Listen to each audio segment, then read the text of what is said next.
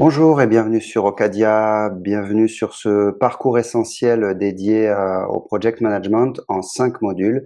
Nous allons aborder cette première vidéo, donc Project Management Essentiel 1, euh, qui se concentre sur la compréhension de ce qu'est un projet, de ce qu'est le management de projet. D'accord. Donc, avant de partir dans ce parcours essentiel, avant d'appréhender ce qu'est le cycle project management, avant d'appréhender ce qu'est la gestion des coûts, la gestion des temps et la gestion de la qualité dans le projet, il faut tout d'abord avoir la capacité de comprendre ce qu'est un projet et surtout ce qui n'est pas un projet, et de comprendre qu'est-ce que la gestion de projet, qu'est-ce qui se cache derrière le mot management. D'accord? Donc, très souvent, on utilise le mot management de façon abusive, qui signifie gestion. On gère un petit peu tout dans les organisations, dans les process, dans les industries, qu'elles soient de développement industriel, de type ingénierie ou de type manufacturing, fabrication. À savoir que le mot management, quand il est attaché au mot projet, donc project management, a une signification très particulière, d'accord, qui est définie, qui est caractérisée, qui se mesure, et donc un project manager se voit en charge d'avoir des rôles et des responsabilités et de coordonner des rôles et des responsabilités en lien avec des objectifs euh, qui sont de sa responsabilité. Donc le mot management a un vrai poids dès lors qu'il est utilisé sous l'appellation project management. Donc encore une fois, on va voir deux notions essentielles dans cette vidéo, la notion de projet et la notion de management de projet, et donc toutes les responsabilités qui vont vous incomber en tant que futur project manager en charge d'un projet ou d'un sous-ensemble. Alors, nous allons commencer par découvrir qu'est-ce qu'un projet. Voilà. Dans le project management, comme je l'ai dit, il faut avoir la capacité euh, et la conscience de savoir si on est ou si on n'est pas dans un projet, en premier lieu, pour pouvoir décider des process, des méthodes et des outils qu'on va utiliser afin de tenir les objectifs et les performances demandées et attendues par ce projet. Et derrière ce projet, évidemment, bien évidemment, le client, satisfaire le client. Donc avant de commencer, un projet, avant, d'initier, des tâches, avant d'engager des équipes, avant de penser à formaliser des activités, il faut se poser la première question de: «Est-ce que ce qu'on me demande, en termes d'objectifs, en termes de tâches, en termes d'activités, est-ce que c'est un projet?» D'accord? Il y a plusieurs, niveaux, dans les organisations, dans les process, qu'elles soient industrielles ou non, hein. On peut parler d'une entreprise comme Renault, d'une entreprise comme Airbus, mais on peut aussi parler d'organisations hospitalières, hein, comme les centres hospitaliers universitaires, par exemple. Euh, on va vous demander, en tant que project manager, de tenir des objectifs, d'accord? Et dans n'importe quel type d'organisation, la première question que vous allez devoir vous poser, c'est: est-ce que c'est un projet ou pas? D'accord? Donc dans ces organisations, on va retrouver différents niveaux, d'accord, euh, d'objectifs qui se déclinent sous la forme de portfolio. On va voir ce qu'est un portfolio par la suite, de programmes, de projets, de work package, d'activités, d'actions. D'accord? Et en fonction de la catégorie où vous allez vous situer, d'accord? Vous allez devoir adopter des process, des méthodes et des outils qui sont cohérents, pertinents et performants par rapport à l'environnement dans lequel vous travaillez. D'accord? Si on vous demande de prendre le lead sur un programme, il est évident que les process, les méthodes et les outils project management ne vont pas être suffisants. Si on vous demande de prendre le lead sur un portfolio, la même chose. Et par contre, à contrario, si on vous demande de prendre un lead sur un work package, d'accord, qui est un sous-ensemble de projet, ou si on vous demande de prendre le lead sur une activité, si vous appliquez les process, les méthodes et les outils project management, qui sont extrêmement performants dans le cadre du project management, vont générer voire de la non-qualité, mais en tous les cas de la non-valeur dans le cadre d'une gestion, d'un management d'activité. D'accord? Donc, qu'est-ce qu'un projet? C'est essentiel. C'est la toute première question qu'il faut aborder. Et un projet, ça se définit par 4 dimensions, d'accord? 4 dimensions qui ont des caractéristiques chacune mesurable, quantifiable, d'accord? On a un outil qui s'appelle le Project Check, que vous pouvez découvrir et apprendre à maîtriser sur le parcours Project Management certifiant. C'est une série de questions qui, quand elles sont posées, vous permettent de garantir que vous êtes dans un projet et non pas dans une activité ou une action ou un portfolio ou simplement un objectif, d'accord? Alors les 4 dimensions qui définissent un projet sont les objectifs. Un projet est toujours composé d'objectifs. Des phases. Un projet est toujours composé de phases, d'accord? En fonction des référentiels de certification, on peut trouver 4 ou 5 phases. On va les aborder. Un projet est toujours composé par des équipes et un projet permet toujours de livrer ce qu'on appelle des livres. D'accord? Donc pour vérifier si vous êtes bien dans un projet, vous devez en premier lieu vérifier que ces 4 dimensions vous impactent, d'accord? Impactent l'activité, les objectifs que vous avez en charge, et vous devez vérifier dans ces 4 dimensions si vous retrouvez bien les caractéristiques de ces 4 dimensions, d'accord? Donc quand on vous demande de prendre le lead et de livrer un objectif, d'accord? Il y a bien un objectif à ce qu'on vous demande. Toutefois, est-ce que l'objectif, c'est créer un produit ou un service unique, nouveau, différent, d'accord?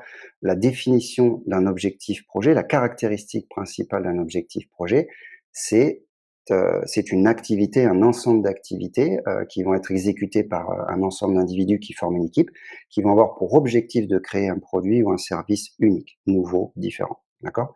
Ou ça peut être un ensemble d'activités pilotées par une équipe, exécuté par une équipe qui a pour objectif de transformer, améliorer, évoluer une organisation et ses processus. À titre d'exemple, ça peut être un projet de digitalisation, d'amélioration, de transformation. Dans chaque objectif, d'accord? Dans chaque objectif projet, on doit avoir la caractéristique de ce qu'on appelle le point A, le point B, ou alors en anglais le as is, le to be. Chaque objectif d'un projet doit donner lieu à une situation initiale qui doit être caractérisée, d'accord? Et une situation d'arrivée qui doit être également caractérisée. D'accord? Heu, on peut parler de la digitalisation et de la collaboration en télétravail, avec la pandémie qu'on a tous connue récemment. Un des objectifs de nombreux projets organisationnels et industriels a été très rapidement de faire migrer tous ces collaborateurs, dans un environnement, de collaboration digitale en mode télétravail. Donc le point A, de ce type de projet d'évolution organisationnelle, c'était, j'ai 1000 employés qui travaillent aujourd'hui sur site en présentiel. Dans 3 mois, je veux que 90 de mes employés puissent travailler depuis leur domicile. OK? Donc la notion d'objectif projet, elle n'est pas uniquement conceptuelle, d'accord? Elle doit être, caractérisée et mesurée, d'accord? Ça doit être soit une transformation, soit une amélioration, qui tente à créer un produit ou un service unique, nouveau, différent, parfois innovant, ayant pour but, bien évidemment, ultime de générer un retour sur investissement, d'accord? Et cette création de produits, de services ou de transformation unique, et différente, doit avoir, une caractéristique avec un point de départ, un point d'arrivée, mesuré et quantifié. D'accord? Donc si vous n'avez pas, cette dimension d'objectif, si on vous demande de réaliser une activité, si on vous donne des responsabilités, que vous avez, des objectifs qui sont pas clairs, c'est que soit c'est un projet avec des objectifs mal formalisés, d'accord? Soit, ce n'est pas un projet, d'accord? C'est une idée, c'est un concept, c'est une action, c'est une responsabilité ponctuelle, ça peut être beaucoup de choses. Donc, la première dimension, elle doit être très claire. Qu'est-ce qu'un projet? C'est des objectifs caractérisés, mesurés, quantifiés et mesurables, d'accord? On va le voir par la suite. La deuxième dimension, du projet, ce sont des phases. Tout projet est composé, par ce qui s'appelle un PLM. Vous le verrez dans le module suivant, la vidéo numéro 2, donc le Project Lifecycle Management, et ce PLM, il est composé de phases séquentielles, d'accord? Donc séquentielles, ce sont des phases qui se suivent avec des niveaux de maturité et on ne peut pas engager une phase suivante si la phase précédente n'est pas mature. Alors c'est pas un enchaînement d'activités les phases. Les phases, c'est une macrostructure, qui donne une architecture au projet. Donc les phases, elles sont ici. Il y a une phase d'initiation, de planification, d'exécution, de surveillance, de contrôle et de clôture. D'accord? Donc ici, il y a 6 niveaux de maturité, différents qu'on peut retrouver, regroupés, par exemple, la surveillance, monitoring and control, parfois c'est dans la même phase. Mais en tous les cas, la caractéristique, de ces phases, c'est que c'est séquentiel, d'accord? On a une première phase d'initiation de projet, donc on réfléchit au projet, on réfléchit à savoir si le projet va apporter des bénéfices financiers, si on aura des retours sur investissement et on décide si on engage le projet ou non. Si on engage le projet ou non, si on l'engage, pardon, on passe dans la phase de planification. Donc la phase de planification, l'objectif, ça s'appelle plan dans le PMP, classique, initiate, plan, execute, monitor, control, close. Donc la phase de planification n'a pas pour objectif de sortir un planning, d'accord? La phase de planification a pour objectif de sortir ce qui s'appelle le PMP, le Project Management Plan, qui va expliquer comment vous allez diriger, organiser, coordonner, leader le projet afin de garantir que ce projet va générer des livrables qui vont être compatibles de pouvoir atteindre le point B en satisfaisant différents niveaux de performance. D'accord? Donc la satisfaction client, la notion de création de valeur pour satisfaire le client, mais aussi le respect des contraintes de temps, de coût et de qualité. D'accord? Donc, cette phase de planification, elle est essentielle. Vous le verrez dans le module suivant. Une fois que le projet est planifié, donc est préparé, structuré, organisé, on passe en mode exécution. Donc, on exécute, on développe si c'est de l'ingénierie, on fabrique si c'est du manufacturing, on exécute, on monitore, on contrôle grâce à des indicateurs. Je l'ai dit dans la phase objectif, le concept de point A, point B doit être mesurable au début, à la fin, mais aussi en cours de projet. Donc, on exécute, on surveille que tout va bien grâce à des indicateurs, on contrôle que tout va bien, on maîtrise que tout va bien et on clôture le projet. D'accord? Si dans ce qu'on vous demande d'exécuter, vous ne reconnaissez pas ces phases, d'accord, de niveau de maturité, sous forme de séquence, c'est que probablement vous n'êtes pas dans un projet, d'accord? Donc attention à toujours vous challenger, si vous n'avez si vous n'avez pas des objectifs clairs et s'il vous manque des phases, challengez-vous, challengez vos équipes, pour pouvoir remettre, en ordre, restructurer le projet de cette façon. Pourquoi? Parce que si votre projet est mal structuré dès le départ, vous n'aurez aucune capacité à tenir, les performances, attendues au final. D'accord?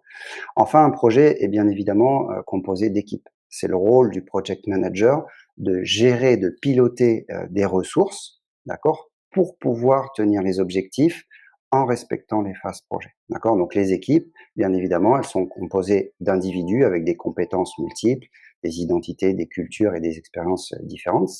Donc la diversité fait la richesse d'un project management et ces équipes, qui sont diverses, qui sont variées, qui divergent parfois en termes d'individus et de culture, on va devoir les aligner. Donc dans les équipes, il y a une notion, fondamentale, d'alignement vers les objectifs, d'accord? De motivation, d'engagement et il y a une notion aussi également fondamentale de cascade, d'accord? Dans votre projet, la caractéristique des équipes, c'est qu'on doit retrouver, un ensemble d'individus qui doit travailler ensemble vers une même vision, mission, objectif et on va devoir donc, cascader du plus haut niveau des objectifs, plutôt stratégiques pour le projet en tâches, avec des responsabilités, des rôles et des performances associées. D'accord? Donc encore une fois, dans cette troisième dimension, l'équipe du projet qui caractérise si on est ou pas dans un projet, heu, doit répondre à ces critères, d'accord? C'est pas des dimensions, encore une fois, conceptuelles. Si vous avez des gens qui travaillent, au sein d'une même activité, qui répondent à des objectifs, mais qu'on manque cette notion, de devoir aligner les gens, de devoir les motiver, d'avoir des objectifs cascadés, d'accord? C'est que soit, encore une fois, le projet est mal structuré, mal organisé, mal engagé, ou c'est que soit le projet n'est pas un projet, ça peut être une simple activité, au travers de laquelle, plusieurs personnes travaillent, d'accord? Et enfin, la quatrième dimension, ce sont les livrables. d'accord?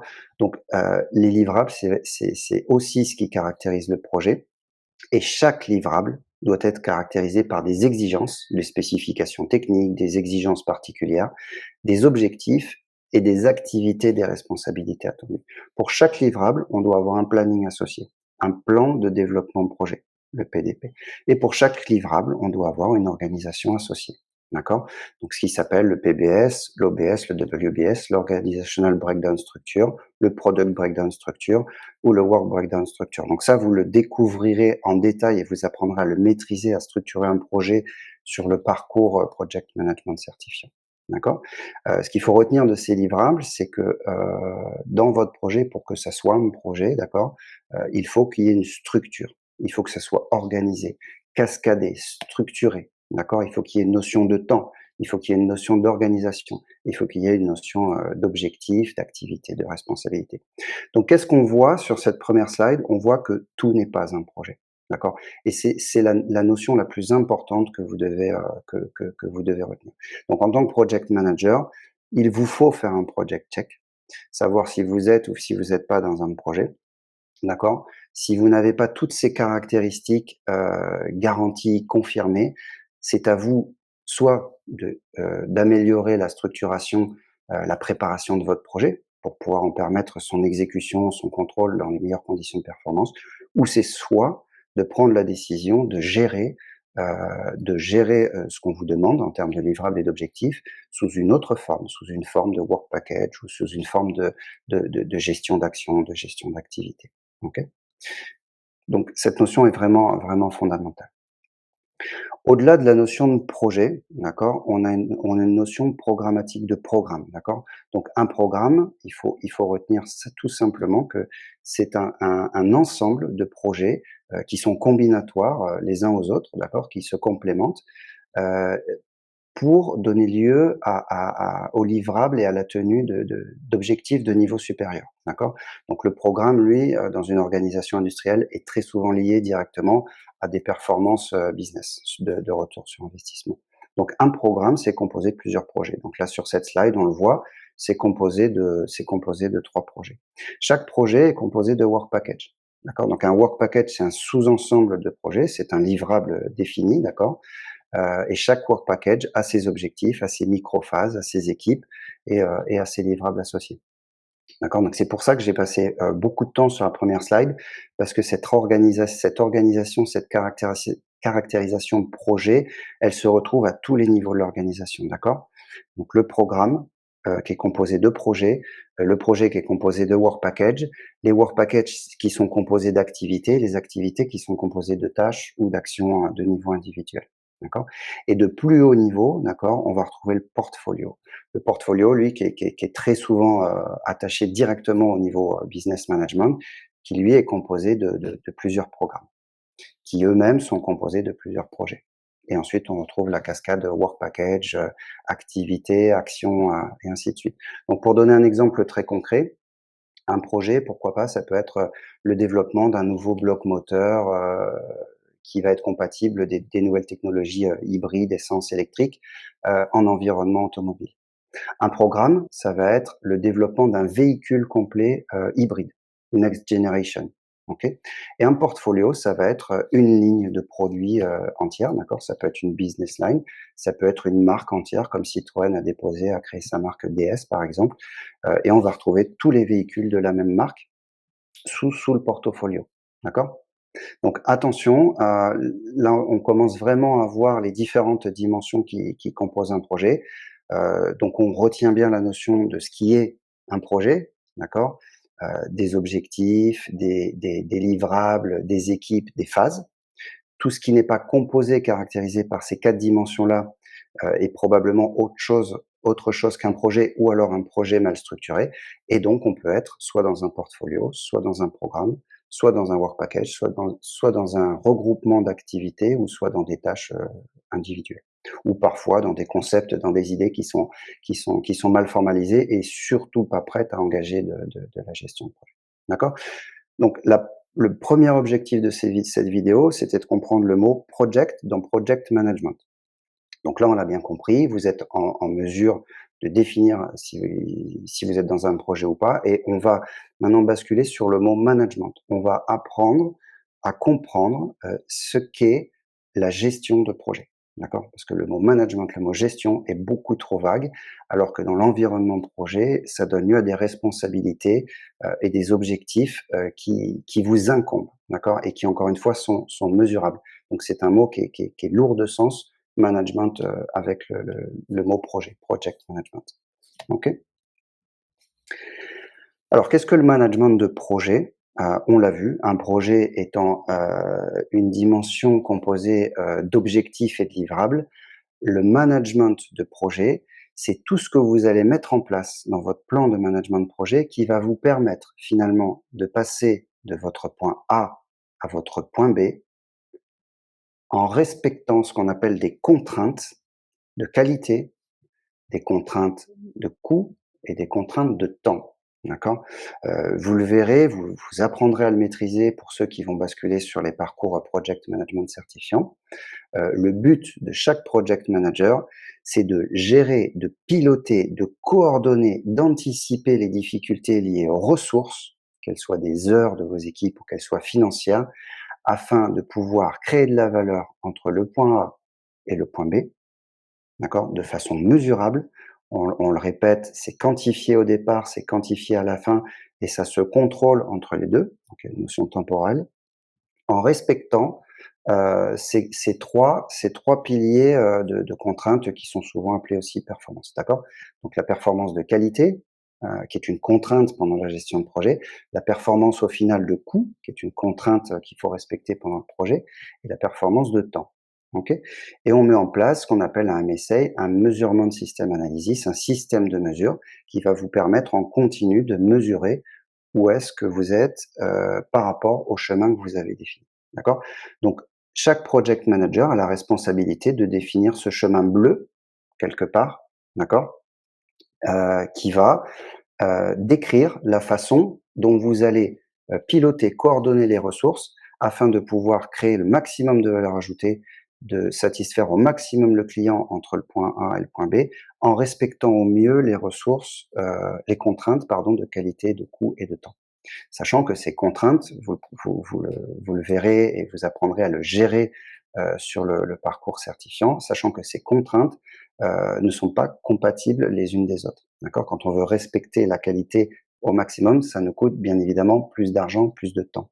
D'accord? Quand on veut réduire le temps, ça nous coûte plus d'argent et ça génère plus de risques qualité, et ainsi de suite. Donc c'est des contraintes qui sont incompatibles, et à la fin, quand on dresse le bilan du projet ou quand on monitore le bilan du projet en continu, on regarde par rapport à notre objectif initial de temps, de qualité, de coût, ou qu'est-ce qu'on obtient, et c'est ce qu'on appelle le performance management.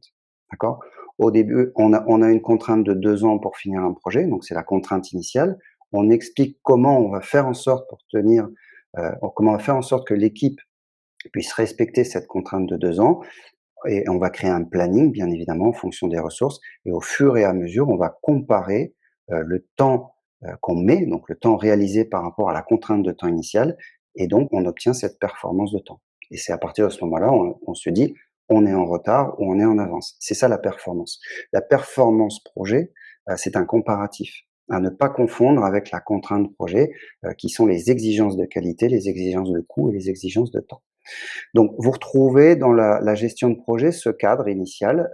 Donc la gestion de projet, encore une fois, c'est quoi? C'est qu'est-ce que vous allez mettre en place comme process, comme méthode et comme outils qui vont vous permettre, de pouvoir gérer les ressources au mieux afin de respecter les contraintes satisfaction client, qualité, coût, délai. OK? Tout en créant de la valeur et tout en garantissant, heu, le projet, sa structure, donc la réponse à ses objectifs, le pilotage des équipes, le respect des phases entre le point A et le point B, et la livraison de tous les livres. D'accord? Donc le chemin bleu ici au centre, formalise finalement, l'objectif du project management, qui est de livrer le project management plan. Donc le project management plan qui définit, la façon avec laquelle vous allez piloter le projet quelque part, c'est l'objet, du module suivant. D'accord? Donc je ne vais pas rentrer dans le détail. À savoir maintenant qu'un projet, toute gestion de projet fait appel à des aléas, des risques, d'accord? Donc c'est pas parce qu'on a défini un chemin bleu qu'on va suivre ce chemin bleu. Justement, quand on est project manager expérimenté, on sait très bien que chaque jour, et même si on a défini le chemin idéal, la gestion idéale des temps, la gestion idéale de la qualité et des coûts, on va faire face à des difficultés, d'accord? Donc la réalité du terrain, par rapport à ce chemin central, c'est que chaque jour, si vous êtes project manager, si vous êtes PMO, donc project management officer, peu importe votre rôle, on va avoir des difficultés, des risques, des incertitudes, de la complexité des problèmes qui vont faire en sorte que vous allez devoir combattre en permanence pour préserver cet équilibre et cette réponse à ces contraintes de qualité, de coût et de temps. D'accord? Donc le project management, c'est en premier lieu savoir définir le chemin idéal, d'accord? Donc définir son project management plan, comment vous allez gérer les temps, les ressources, les compétences, la qualité, les temps, le coût et ainsi de suite. Comment en théorie vous allez faire, mais aussi, c'est une deuxième dimension, comment vous allez gérer les variations. D'accord? Parce que chaque jour, je l'ai dit, chaque jour, vous allez avoir des variations qui vont venir vous impacter. D'accord? Et la limitation de ces variations en termes d'impact sur vos performances, au final de temps, de qualité, de coût, c'est une dimension très forte du project management. C'est la deuxième dimension du project management. Donc, à partir de ce moment, vous pouvez répondre à la question: c'est quoi un projet? C'est quoi un programme? C'est quoi un portfolio? C'est quoi une activité? Mais vous pouvez répondre également à la question: c'est quoi la gestion de projet? La gestion de projet, c'est établir le plan théorique qui va me permettre de tenir mes performances en livrant aux clients les livrables et en tenant mes objectifs, mais c'est aussi avoir la capacité d'anticiper au maximum pour réduire les variabilités possibles qui peuvent venir impacter mes performances. D'accord? Et donc, on va voir progressivement quels outils sont disponibles, sont à votre disposition dans le cadre de la gestion de projet, dans le cadre du project management, pour pouvoir limiter au maximum, d'accord, limiter au maximum ces risques de variabilité. D'accord? On ne peut pas éliminer tous les risques par anticipation. Par contre, on peut éliminer un maximum de risques. D'accord? Et donc, ça donne lieu à la mise en place du risk management. Donc, quand on fait du project management, la première dimension qui compose la gestion, la vraie gestion du projet, et qu'on a établi son chemin idéal, c'est d'identifier les risques majeurs. Alors un risque, c'est quoi? C'est une déviation brutale, rare et soudaine, d'accord? Ça peut être la perte d'un sous-traitant, partenaire, majeur du jour au lendemain parce que, il met la clé sous la porte, d'accord? Donc on identifie les risques, on fait du risk management, d'accord? Donc ça aussi, vous apprendrez à le maîtriser sur le parcours certifiant project management. Et en faisant du risk management, on va commencer à réduire les risques de variabilité et les impacts potentiels, d'accord? Donc cet impact potentiel qu'on avait sur la qualité des coûts et le temps, en faisant du risk management, on va le réduire à ce niveau-là, d'accord? Donc la gestion de projet se compose en premier lieu de la gestion des risques. On a un deuxième outil qui est extrêmement puissant, qui est le performance management, d'accord, que vous pourrez développer et maîtriser sur le parcours, bien évidemment certifiant. Et ça permet d'aller plus loin que le risk management et de réduire encore plus les risques de variation.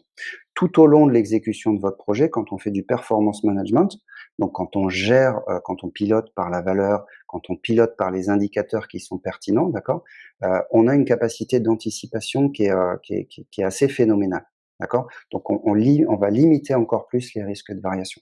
Et plus on limite les risques de variation par rapport à notre chemin de référence théorique qui nous permet de garantir qu'on va répondre aux contraintes de qualité, de temps et de coût, et plus on va avoir une très forte probabilité de tenir les objectifs. Donc le project management, il est composé du risk management, du performance management. Il est aussi composé de quelque chose qui va tendre à limiter les risques de variabilité au plus proche du chemin théorique, qui sont les notions de change management. Donc je vous invite également à visionner au moins le parcours essentiel change management, de streams et d'outils, de méthodes d'amélioration continue et d'excellence opérationnelle de Lean Six Sigma. Donc je vous invite également à vous développer dans cette dimension. C'est disponible également sur Ocadia. Tous les outils, tous les process, les outils, les méthodes, il y a une cinquantaine de processus entre les outils, les méthodes et les process standards de project management et d'agile, Scrum, sont à votre disposition pour limiter au maximum ces risques de variabilité. Et bien évidemment, il y a une dimension de leadership, d'accord, qui rentre en ligne de compte, d'accord. Donc vous voyez ici sur cette slide de synthèse que le project management, c'est la combinaison de la mise en œuvre de toutes ces activités qui sont composées par des processus, des méthodes et des outils qui vont faire en sorte que vous allez vous maintenir au plus proche de votre chemin théorique que vous avez défini ici, qui va vous permettre de garantir qu'avec des ressources limitées, puisqu'un projet a toujours des ressources limitées, qu'elles soient financières ou qu'elles soient humaines, vous allez permettre de tenir les contraintes de qualité, de coût et de temps, d'accord? Avec une génération bien évidemment de satisfaction client à son plus haut niveau, basée sur une notion de création de valeur maximale entre le point A et le point B. Donc voilà pour la définition de ce qu'est un projet, voilà ce qu'est la définition de la gestion de projet. Et donc je vous remercie pour votre participation. Donc bien évidemment, l'essentiel à retenir sont les 4 dimensions qui composent un projet: les objectifs, les phases, les équipes, les livrables. Les caractéristiques qui sont mesurables et contrôlables pour définir si on a ou si on n'a pas, ces dimensions. Et un des piliers fondamentaux à retenir, bien évidemment, c'est la composition du PLM. Donc c'est la séquence des phases, objet de la vidéo numéro 2, objet du module 2. Donc je vous remercie pour cette participation à ce premier module. Je vous donne rendez-vous sur le module suivant qui est justement dédié à l'introduction, la compréhension du PLM, Project Lifecycle Management.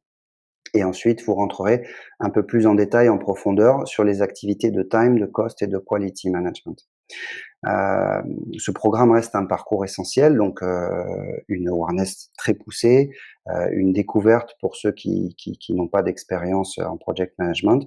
Et à la fin de ce parcours essentiel, je vous invite bien évidemment à basculer sur le parcours certifiant pour progressivement maîtriser l'ensemble des processus, des méthodes et des outils de gestion de projet et pourquoi pas devenir un project manager certifié.